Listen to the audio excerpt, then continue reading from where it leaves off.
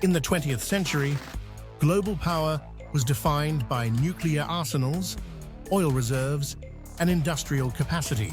But the 21st century has ushered in a different kind of war, one without bullets or bombs. This war is waged in code, through currencies, payment systems, and control of digital infrastructure. This is the digital Cold War, and it has already begun. At the heart of this new conflict lies the US dollar. Since World War II, the dollar has been the cornerstone of the global financial system. It is the world's reserve currency, used in nearly 90% of all global trade. It allows the United States to exert immense influence, politically, economically, and militarily.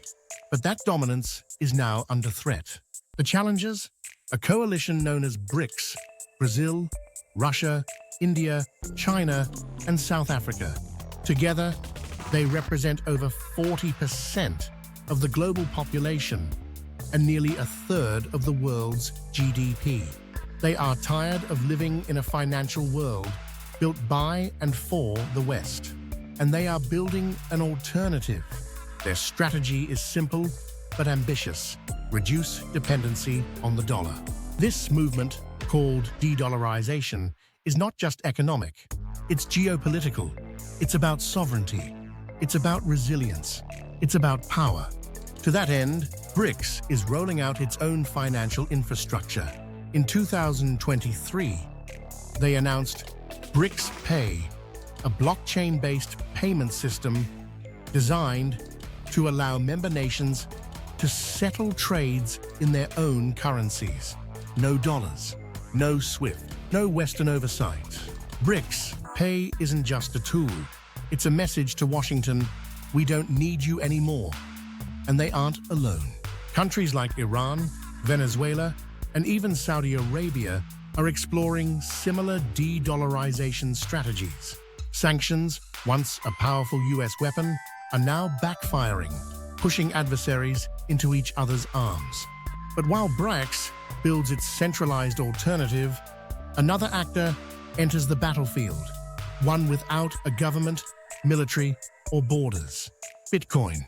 Unlike fiat currencies, Bitcoin is decentralized, borderless, and resistant to censorship.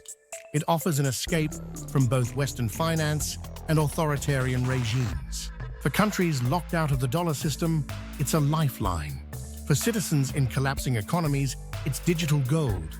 Russia, heavily sanctioned after the invasion of Ukraine, is exploring Bitcoin to facilitate trade. Iran and North Korea have mined it to fund operations outside traditional banking rails. Even China, despite cracking down on Bitcoin miners, continues to experiment with blockchain tech for its digital yuan. Bitcoin wasn't created as a geopolitical weapon, but in a world of weaponized finance, its neutrality has become its power. The United States, meanwhile, is not sitting idle. It understands the stakes. It has used its financial system as a lever of control for decades. But now, it must decide: embrace innovation or tighten control. In Washington, debates rage over digital dollars and crypto regulations. Some fear that giving up dollar dominance means losing global influence. Others argue that failing to innovate is the bigger threat. Meanwhile, American sanctions are accelerating the very fragmentation they aim to prevent. The more the US flexes its financial muscle, the more nations seek alternatives. The consequences are profound. In a de-dollarized world, the US may lose the ability to print its way out of crises. Global demand for treasury bonds could shrink. America's fiscal deficits, once ignored due to dollar supremacy, may trigger real economic pain. But the shift won't just hurt the US, it will remake global finance. Imagine a world where trade is settled in rupees, rubles, and renminbi, where Bitcoin acts as a neutral bridge currency, where global reserves are diversified into digital assets. Such a world would be more complex, more volatile, but also more balanced. Power would no longer be concentrated in Washington or Wall Street. It would be distributed by design. This is the essence of the digital Cold War. Not East versus West, not communism versus capitalism, but centralization versus decentralization, control versus autonomy. It's a battle between empires, one aging, one rising, and a third force that answers to no one.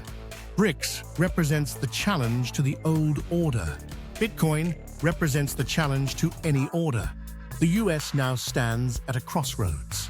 It can fight to preserve its supremacy or lead the transition to a multipolar, digital future. The choice will shape this century, because in the end, this war is not about currencies. It's about trust. And in the digital age, trust is everything. The question is, who do you trust? A central bank? A coalition of powerful states?